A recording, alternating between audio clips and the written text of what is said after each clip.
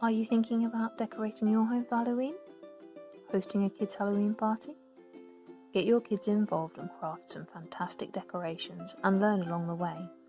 Learn about shapes, both indoor and out. Create 3D shapes from nets in our free download. And discover how to make 3 different crafts which support building art skills. Let's get started.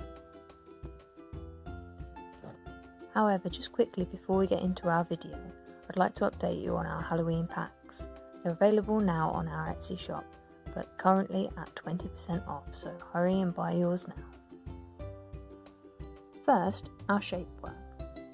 Learning about shape is a part of maths that often gets overlooked, yet it can be great fun to learn and greatly beneficial in other areas, such as art and language development. A simple way to begin shape learning is with the Curious Kids 101 Shape Learning Pack. This pack has simple 2D shapes and their names displayed clearly on the cards for children to match. Take it beyond this and encourage your child to recognise the shapes all around them.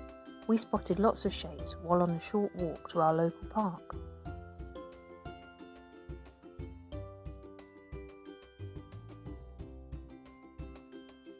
Halloween is very much in my kids' minds at this moment, so putting a Halloween spin on our shape work and carrying on from our previous mini-beast learning, I cut up some of the shapes that we have been learning about and encouraged them to stick them down and create some bugs. Working with shape involves more vocabulary than just the names of the shapes. Each 2D shape can also be described in terms of its number of sides and angles, that's the corners. To go even further with older children, you can compare the lengths of the different sides and say whether they are curved or straight, as well as the sizes of the different angles. A fun game to use all this vocabulary is to place the shape into a feely bag and ask the children to describe what they feel. You can ask them to guess the shape or to describe it to someone else who has to guess it. Staying with our Halloween theme, I also added a few surprises to our feely bags this time. Continuing on from 2D flat shapes, I've also started introducing 3D shapes, including for my eldest some of the nets of 3D shapes.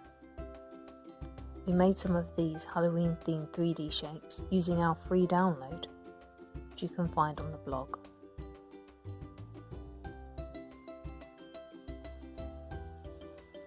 They're available now for you to download, colour in, cut out and fold up to make the 3D shape with your children. As we did so, we again talked about the properties of shape. For 3D shapes, the keywords are faces, edges and vertices.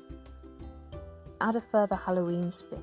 We also cut out sections of the design and added small battery operated lights to help them turn them into Halloween lanterns. Great to display around your home at this time of year.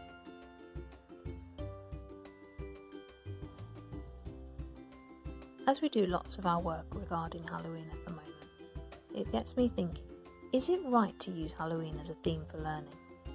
I'm sure many people will agree and disagree with this. But for me, anything that my children are curious about or want to engage with can be really useful to further learning. And at the moment, all things Halloween are on their mind. First up in our art section is these spooky spider's webs. They're made from a paper plate with the middle removed and holes punched around the edge. Both my boys love using the hole punch from a very young age. We also have a few shaped paper punches to help encourage this. Just take care with the covers and guards and make sure they're firmly on. Make sure you're protecting fingers and surfaces from the sharp edges of the cutters.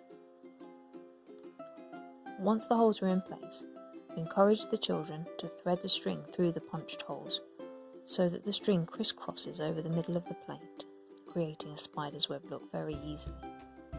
Threading is great for developing concentration, coordination and fine motor skills.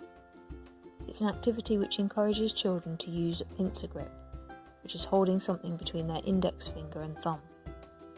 This can strengthen the fingers and the hand muscles and allows children to handle small objects. Great preparation for writing.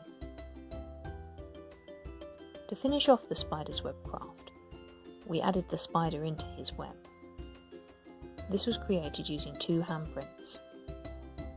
It also allowed us to discuss what we already knew about spiders. How many legs do they have? I asked. We compared the number of legs on the spider to the number of fingers on our hands. This allowed the boys to see that their fingers could provide the legs for the spiders and their thumbs make the head.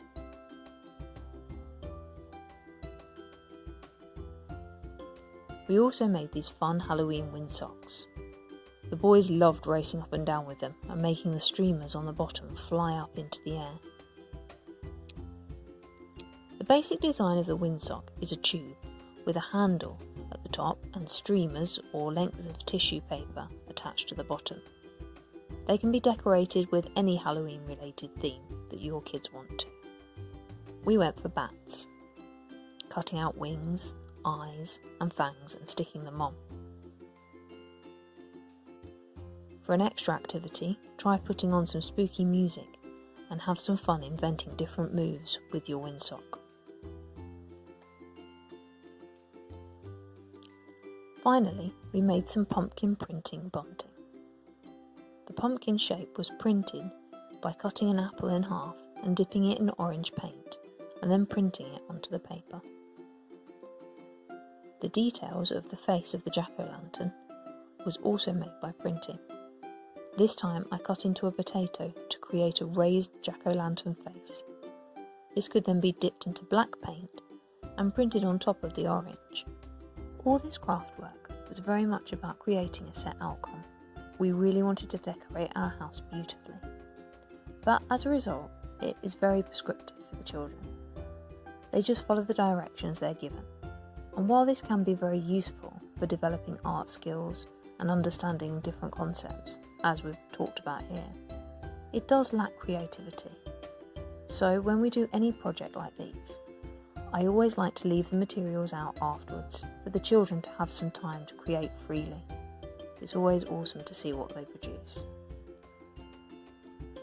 Just before we go, there's one more Halloween craft I'd like to update you about. For those of you who've been following our videos for a while, you'll know that a couple of weeks ago we made some grass insects. Well, now the grass is starting to grow and they're looking fab, all ready to be involved in our Halloween displays. So this year, don't spend money on decorations that you'll use once and throw away. Use it instead as an opportunity to help your child develop skills and build memories that will last a lifetime. For more ideas like these, please consider subscribing or following us on social media. Until next time, keep inspiring learning with your kids. Bye-bye.